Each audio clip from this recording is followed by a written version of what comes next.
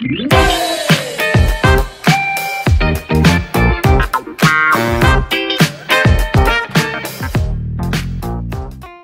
Friends, आज हम लोग शुरू करने वाले हैं एक न्यू टॉपिक जिसका नाम है decisions theory.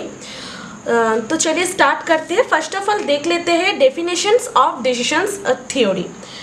Decisions theory is concern with the theory about decisions. It searches the best alternative, utilize the resources properly. तो decisions वर्ड से पता चल रहा है कि डिसीजंस लेना पड़ेगा, मतलब बेस्ट डिसीजंस लेना पड़ेगा। यहाँ पर डिसीजंस लेने के लिए जैसे कि बहुत सारा अल्टरनेटिव वे होता है, तो बहुत सारा अल्टरनेटिव वे में से जो सबसे बेस्ट वे है उसको लेकर ही हम लोग आगे प्रोसीड करते हैं। इसी को बोला जाता है डिसीजन थ्योरी। और ये जो डिसीजन थ्योरी है इसको हम टू टाइप्स में डिवाइड कर सकते हैं या फिर टू मेथड में डिवाइड कर सकते हैं। एक है डिसीजंस मेकिंग अंडर अनसर्टेनिटी और एक है decisions making under risk. First of all देख लेंगे डिसीजंस मेकिंग अंडर अनसर्टेनिटी का definitions. Decision making under uncertainty. This method is applied when the decision's environment cannot be described in the form of a probability distributions. तो decision making under uncertainty का मतलब क्या है? मतलब decisions maker को result के बारे में पता नहीं रहेगा। मीन्स अनसर्टेनिटी नाम से पता चल रहा है कि रिजल्ट को पता नहीं रहेगा डिसीजंस मेकर के रेस्पेक्टिव। जैसे कि हम एग्जांपल एक बोल सकते हैं, मार्केट में बहुत सारा प्रोडक्ट लॉन्च हुआ है। सपोज एक सेलर है जो क्रैकर बेचता है दिवाली पे, तो उस टाइम पे उसको नहीं पता कि दिवाली में कि सारा क्रैकर बेच जाएगा या फिर और कुछ रह जाएगा। मीन्स ये सेलर को नहीं पता रहता है पहले से, मतलब रिजल्ट क्या होगा ये पहले से उसको नहीं पता रहता है, तो उसको बोला जाता है uncertainty, decisions making under uncertainty. तो ये जो डिसीजंस मेकिंग अंडर अनसर्टेनिटी है इसको हम 5 क्राइटेरिया में डिवाइड करेंगे। तो पहला जो क्राइटेरिया है वो है मैक्सिमिन गेन क्राइटेरिया और मिनीमैक्स लॉस क्राइटेरिया। सेकंड जो है मैक्सीमैक्स गेन क्राइटेरिया और मीन लॉस क्राइटेरिया। थर्ड जो है लैप्लेस क्राइटेरिया। फोर्थ जो है मिनीमैक्स रिग्रेट क्राइटेरिया और फिफ्थ जो है द हार्वेज क्राइटेरिया। सो पहला जो मेथड है डिसीजन मेकिंग अंडर अनसर्टेनिटी के बीच, जो पहला जो मेथड है वो क्या है? मैक्सिमीन गेन क्राइटेरिया। तो मैक्सिमीन गेन क्राइटेरिया के रिस्पेक्टिव ऑलरेडी मैंने एक पे ऑफ टेबल बना लिए हैं। ये प्रॉब्लम है और इसको कैसे हम लोग मैक्सिमीन गेन क्राइटेरिया में कन्वर्ट करेंगे वही अभी देखेंगे। तो सबसे पहले क्या करना पड़ेगा? सबसे पहले हर एक अल्टरनेटिव में से, जैसे कि ये जो टॉपिक है डिसीजंस थ्योरी वाला, तो डिसीजंस के लिए हर एक अलग अलग अल्टरनेटिव रहता है। उस अल्टरनेटिव में से जो बेस्ट अल्टरनेटिव होगा उसी को ही हम चूज करेंगे। तो ये जो टेबल है, पे ऑफ जो टेबल है, यहाँ पर 4 अल्टरनेटिव्स हैं। तो ये जो 4 अल्टरनेटिव में से हर एक रो में से हम लोग क्या चेकिंग करेंगे?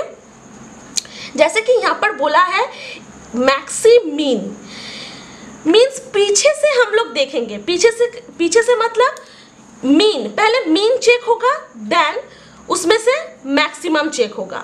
मैक्सिमीन बोला है इसलिए पहले मीन को चेक करना पड़ेगा, देन मैक्सी को चेक करना पड़ेगा। तो हर एक अल्टरनेटिव में से सबसे मिनिमम अल्टरनेटिव को पहले चूज करना पड़ेगा। मिनिमम अल्टरनेटिव क्या होगा?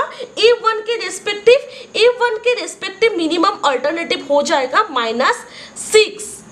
A2 के रेस्पेक्टिव क्या हो जाएगा? A2 के रेस्पेक्टिव मिनिमम अल्टरनेटिव्स हो जाएगा -4। A3 के रेस्पेक्टिव क्या हो जाएगा? A3 के रेस्पेक्टिव हो जाएगा 0। A4 के रेस्पेक्टिव क्या हो जाएगा? A4 के रेस्पेक्टिव हो जाएगा -3। ठीक है ना? तो मिनिमम जो अल्टरनेटिव है हर एक रो में से फाइंड आउट कर लिए हैं। इसके बाद क्या करना पड़ेगा? इसके बाद इसमें से जो मैक्सिमम है वही हो जाएगा आंसर। तो इसमें से मैक्सिमम कौन सा है? इसमें से मैक्सिमम है A3।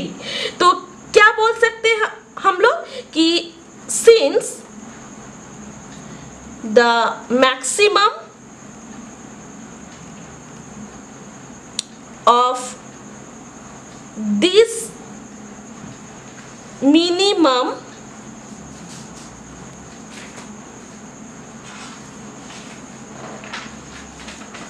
payoff is 0,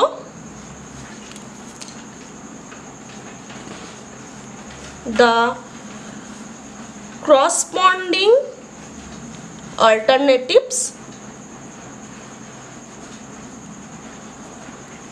A3 is selected.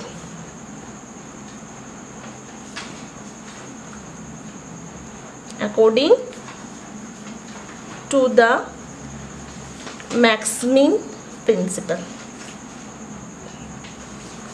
ठीक है, तो इसका जो पहला जो मेथड था मैक्सिमिन गेन क्राइटेरिया को कैसे फाइंड आउट करेंगे, एक प्रॉब्लम लेकर हम लोग देख लिए हैं। ठीक है, एज इट इज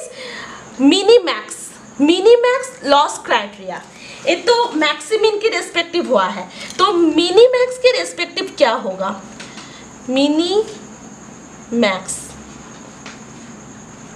फिर से पीछे से चेक होगा तो मैक्स, इसमें से हर एक ऑल्टरनेटिव में से जो मैक्सिमम है उसको ही लेंगे।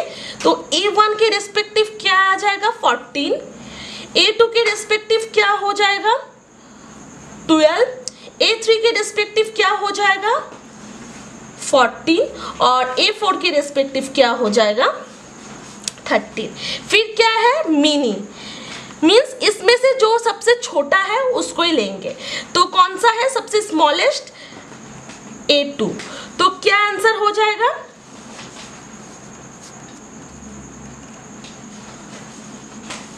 Since the minimum of this maximum cost is 12, the alternative A2 is selected। ये हो चुका है मिनी मैक्स प्रिंसिपल के रेस्पेक्टिव क्या होगा। इसके बाद जो है वो क्या है? मैक्सिमैक्स गेन क्राइटेरिया। तो मैक्सिमैक्स गेन क्राइटेरिया को कैसे फाइंड आउट करेंगे? मैक्सिमैक्स सेम प्रॉब्लम है, इस सेम प्रॉब्लम को लेकर ही इसको फाइंड आउट करेंगे। तो पीछे से क्या है? मैक्स है, तो मैक्स को पहले कैलकुलेट करेंगे। तो हर एक अल्टरनेटिव में से मैक्सिमम कौन सा है उसको पहले लिख लेंगे। तो A1 के रेस्पेक्टिव क्या हो जाएगा? 14, A2 के रेस्पेक्टिव क्या हो जाएगा? 12, A3 के रेस्पेक्टिव क्या हो जाएगा? 14 और A4 के रेस्पेक्टिव क्या हो जाएगा? 13। इसमें से मैक्सी मीन्स इसमें से जो मैक्सिमम है उसी ऑल्टरनेटिव को ही हम लोग सिलेक्ट करेंगे, मतलब वही ऑल्टरनेटिव होगा उसका बेस्ट वे। तो इसमें से कौन सा है? दोनों सेम आ चुका है, तो दोनों को ही हम बेस्ट वे मान सकते हैं। तो यहाँ पर आंसर क्या हो जाएगा? ऑल्टरनेटिव्स कौन सा होगा? Alternatives A1 and A2 sorry A3 is selected. ठीक है, इसके बाद जो मिनी मीन है उसको भी देख लेंगे सेम प्रॉब्लम से। मिनी मीन फिर सेम प्रोसीजर क्या होगा? मिनिमम, हर एक अल्टरनेटिव में से जो मिनिमम है उसको पहले फाइंड आउट कर लेंगे। यहाँ पर 4 अल्टरनेटिव है इसलिए यहाँ पर 4 अल्टरनेटिव हो रहे हैं। यहाँ पर मोर देन 1 होगा तो मोर देन 1 को लेकर ही काम करेंगे। तो मिनिमम कौन सा होगा? -6, A2 के रेस्पेक्टिव -4, A3 के रेस्पेक्टिव 0 एंड A4 के रेस्पेक्टिव -3। तो इसमें से सबसे जो मिनिमम है वो कौन सा है? -6। तो ऑल्टरनेटिव कौन सा चूज होगा? A1 चूज होगा। तो ऑल्टरनेटिव क्या हो जाएगा? A1 is selected. ठीक है, और उसका कॉस्ट है -6। इसके बाद वाला जो मेथड है डिसीजंस मेकिंग अंडर अनसर्टेनिटी क्या है, लैप्लेस क्राइटेरिया। तो लैप्लेस क्राइटेरिया का मतलब क्या है, जैसे कि एक एग्जांपल हम लोग मान के चल सकते हैं, बहुत सारे स्टूडेंट्स हैं, तो बहुत सारे स्टूडेंट्स में से सबसे बेस्ट स्टूडेंट्स या फिर सबसे जो बेस्ट रिजल्ट कौन से वाले स्टूडेंट का है, तो उसके लिए हम लोग क्या करते हैं, एवरेज निकालते हैं। हर एक स्टूडेंट के सब्जेक्ट के ऊपर एक एवरेज होता है, तो वही हम देखेंगे लैप्लेस क्राइटेरिया में। मतलब ऐसे करके हम लोग एक डिसीजंस ले सकते हैं, बेस्ट वे को चूज कर सकते हैं। तो कैसे करके करेंगे, तो इसका एक फॉर्मूला है। फॉर्मूला क्या है, हर एक जो सब्जेक्ट रहेगा या फिर कुछ भी रहेगा उसको प्लस कर देंगे, उसके साथ डिवाइड हो जाएगा। तो यहाँ पर टोटल 3 है, तो पहले वाले ऑल्टरनेटिव के रेस्पेक्टिव मीन्स ई ए के रेस्पेक्टिव क्या हो जाएगा, ई ए के रेस्पेक्टिव 25 + 15 + 10 बाय 3 इक्वल टू करने से कितना हो जाएगा, इक्वल टू करने से 16.6667 हो जाएगा। इसके बाद क्या होगा, ऑल्टरनेटिव बी के रेस्पेक्टिव क्या हो जाएगा, 40 + 20 + 5 बाय 3 इक्वल्स टू कितना हो जाएगा, 21.6667। इसके बाद ऑल्टरनेटिव सी के रेस्पेक्टिव क्या होगा, 60 + 25 + 3 डिवाइडेड बाय 3, क्योंकि टोटल 3 है यहाँ पर, तो यहाँ पर क्या हो जाएगा 29.333। और इसमें से क्या चूज करना पड़ेगा, इसमें से जो सबसे हायर है, ठीक है ना। जैसे कि हम लोग मान के चल सकते हैं कि ये स्टूडेंट का सब्जेक्ट, हर एक सब्जेक्ट का जो रिजल्ट है इसमें से जो सबसे एवरेज में ज़्यादा मिला है उसी को हम लोग बोलते हैं फर्स्ट हुआ है। तो इसमें से जो हायर रिजल्ट किसका है, ऑल्टरनेटिव सी। तो यहाँ पर आंसर हो जाएगा ऑल्टरनेटिव सी इज हायर। इसके बाद वाला जो मेथड है वो है मिनीमैक्स रिग्रेट क्राइटेरिया। तो मिनीमैक्स रिग्रेट क्राइटेरिया को फाइंड आउट करने के लिए एक प्रॉब्लम ऑलरेडी मैंने ले चुके हैं। इसके बाद हम लोग का स्टेप 1 क्या करना पड़ेगा, स्टेप 1 में अपॉर्चुनिटी लॉस फाइंड आउट करना पड़ेगा। अपॉर्चुनिटी लॉस कैसे फाइंड आउट करेंगे, हर एक कॉलम में से जो सबसे मैक्सिमम है उसको लेंगे और हर एक एलिमेंट के साथ सब्ट्रैक्ट करेंगे। इसका मतलब क्या है, तो इस कॉलम में से सबसे मैक्सिमम वैल्यू कौन सा है, मैक्सिमम वैल्यू है 70, ठीक है ना। तो 70 के साथ 70 - 30, क्योंकि इस रो में जो वैल्यू था वो 30 था। फिर क्या हो जाएगा 70 - 40, फिर क्या हो जाएगा 70 - 70, 70 - 70। तो इसका क्या आ जाएगा, यहाँ पर 0 आ जाएगा, यहाँ पर 30 आ जाएगा और यहाँ पर 40 आ जाएगा। सेम एज इट इज जो ए वाला कॉलम है, इस वाले कॉलम में से जो हायर वैल्यू है उसको उठाएंगे और हर एक एलिमेंट के साथ सब्ट्रैक्ट कर देंगे। तो क्या है 50 है, 50 - 20 यहाँ पर क्या हो जाएगा 30, फिर 50 - 50 क्या हो जाएगा यहाँ पर 0 और 50 - 50 यहाँ पर क्या हो जाएगा, यहाँ पर भी 0 हो जाएगा। फिर थर्ड वाले कॉलम के रेस्पेक्टिव क्या होगा, सबसे जो हायर वैल्यू है कौन सा है 20 है, तो 20 - 15 क्या हो जाएगा 5, 20 - 20 क्या हो जाएगा 0 और 20 - 5 यहाँ पर क्या हो जाएगा 15। एक तो मेरा अपॉर्चुनिटी लॉस वाला टेबल बन चुका है। इसके बाद हम लोग क्या करेंगे, इसके बाद स्टेप 2। स्टेप 2 का मतलब क्या है, जैसे कि यहाँ पर बोला है मिनीमैक्स रिग्रेट, मिनीमैक्स। तो ये जो टेबल स्टेप 1 में जो टेबल फाइंड आउट हुआ है उसमें से जो मैक्सिमम है, हर एक ऑल्टरनेटिव में से जो मैक्सिमम है उसको हम फाइंड आउट करेंगे। तो ए ऑल्टरनेटिव, बी ऑल्टरनेटिव और सी ऑल्टरनेटिव में से मैक्सिमम कौन सा है, एज इट इज जैसे प्रीवियस वाला प्रॉब्लम में मैक्सिमम ऑल्टरनेटिव्स को फाइंड आउट किए हैं, एज इट इज यहाँ पर भी सेम होगा। तो मैक्सिमम कौन सा है 40 है, ए ऑल्टरनेटिव में से मैक्सिमम वैल्यू कौन सा है 40 है, बी में से मैक्सिमम वैल्यू कौन सा है 30 है और सी में से मैक्सिमम ऑल्टरनेटिव्स कौन सा है 15 है। इसमें से क्या करना पड़ेगा, मिनी, मतलब इसमें से जो सबसे स्मॉलेस्ट है वही हो जाएगा बेस्ट वे या फिर बेस्ट ऑल्टरनेटिव, तो कौन सा है, सी है। तो आंसर क्या हो जाएगा, ए सबसे मिनिमम है, तो आंसर क्या हो जाएगा, since the minimum of maximum loss is in alternatives, C equals to 15 rupees 15 हो जाएगा।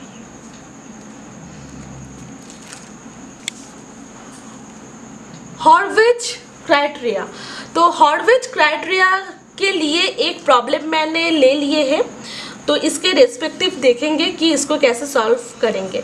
तो इस प्रॉब्लम के रेस्पेक्टिव अल्फा गिवन अल्फा का वैल्यू ऑलरेडी दिया हुआ रहेगा प्रॉब्लम में।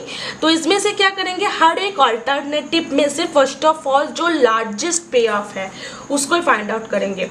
तो ई ऑल्टरनेटिव में से लार्जेस्ट पे ऑफ कौन सा है, लार्जेस्ट पे ऑफ है 25, तो 25 को यहाँ पर लिख देंगे, ठीक है ना। इसके बाद A2 के रेस्पेक्टिव जो लार्जेस्ट पे ऑफ है कौन सा है, 23 को लिख देंगे। A3 के रेस्पेक्टिव लार्जेस्ट पे ऑफ कौन सा है, 21 है, तो 21 हो जाएगा। A4 के रेस्पेक्टिव कौन सा है, 30 है, तो यहाँ पर 30 हो जाएगा। इसके बाद क्या करना पड़ेगा, इसके बाद स्मॉलेस्ट पे ऑफ निकालना पड़ेगा हर एक ऑल्टरनेटिव में से। तो स्मॉलेस्ट पे ऑफ क्या है, A1 ऑल्टरनेटिव में से स्मॉलेस्ट पे ऑफ है 5, तो 5 लिख दिए।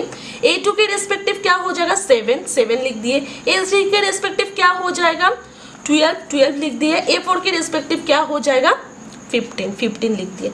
इसके बाद हम लोग को क्या फाइंड आउट करना है, वेटेड पे ऑफ, जिसको हम एज्यूम कर लिए P equals to alpha into max plus 1 minus alpha into mean. तो अल्फा का वैल्यू ऑलरेडी गिवन रहेगा प्रॉब्लम में, तो यहाँ पर अल्फा का वैल्यू है 0.75, तो यहाँ पर क्या हो जाएगा, P equals to 0.75 into max कितना है, A1 के रेस्पेक्टिव 25 है, प्लस 1 माइनस 0.75 इंटू मीन कितना है, A1 ऑल्टरनेटिव के रेस्पेक्टिव 5 है। तो इसको कैलकुलेशंस करने के बाद कितना रिजल्ट आएगा, रिजल्ट हो जाएगा 20।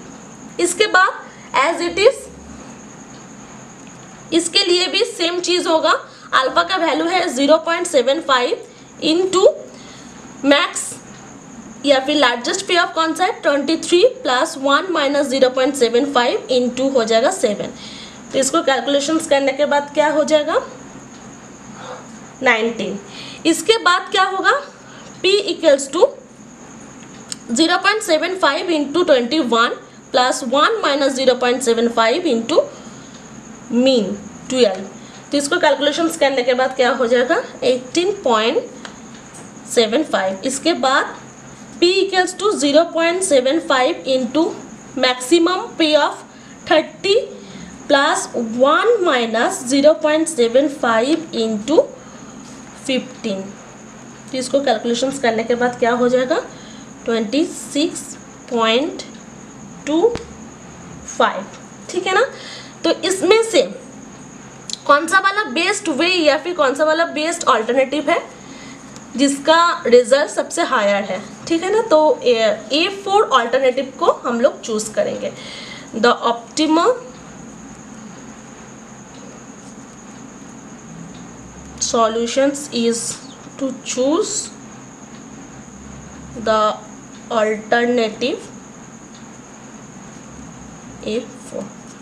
तो ये हो चुका है, हॉर्विच क्राइटेरिया को कैसे सॉल्व करेंगे, ऐसे करके इसको सॉल्व करेंगे। तो यहीं पर ही ये जो टॉपिक है डिसीजंस मेकिंग अंडर अनसर्टेनिटी, इसका जो टॉपिक है यहीं पर ही ख़त्म होता है। मेरा नेक्स्ट वाले वीडियो में डिसीजंस मेकिंग अंडर रिस्क के ऊपर डिस्कस होगा।